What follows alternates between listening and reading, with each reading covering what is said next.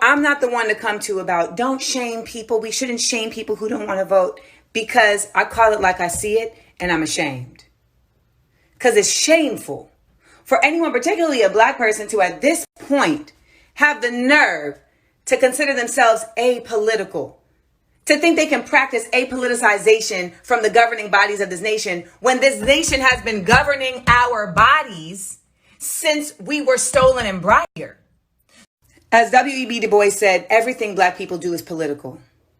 And I am ashamed that so many of us didn't feel the importance of being in-depthly involved sooner.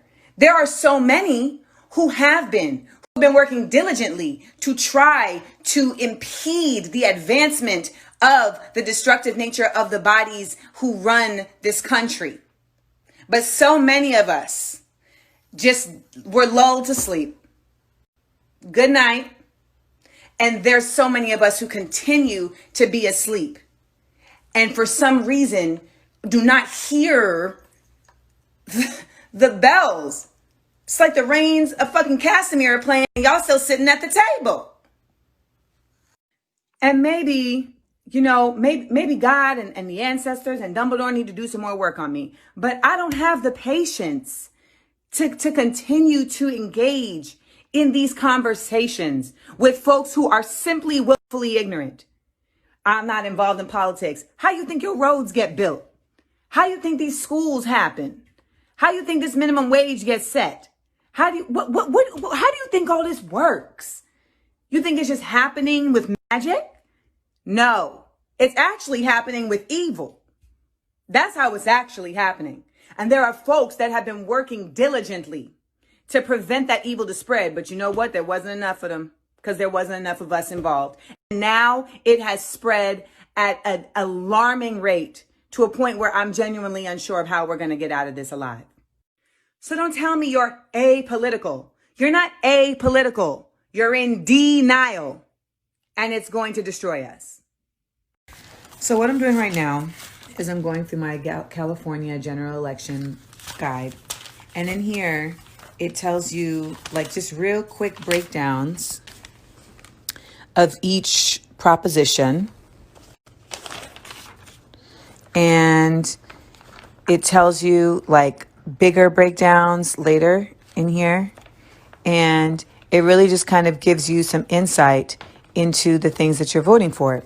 Now, I know that a lot of people may be like, I don't even got time to do all of that. Like, you're literally sitting in your house during a work day doing this. And I feel you. But you know what? We make time for the things that matter.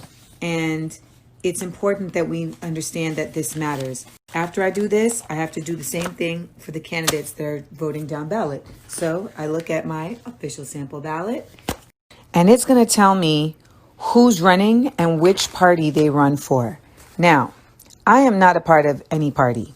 Like, at the end of the day, I'm just like, who's not a prick?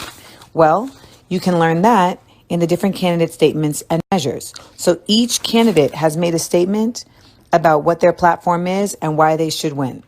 This is when your critical thinking comes in. Because of course they're going to try and say shit, you know what I'm saying, to like sway people. But you have to look at like, what are the people that they're trying to sway?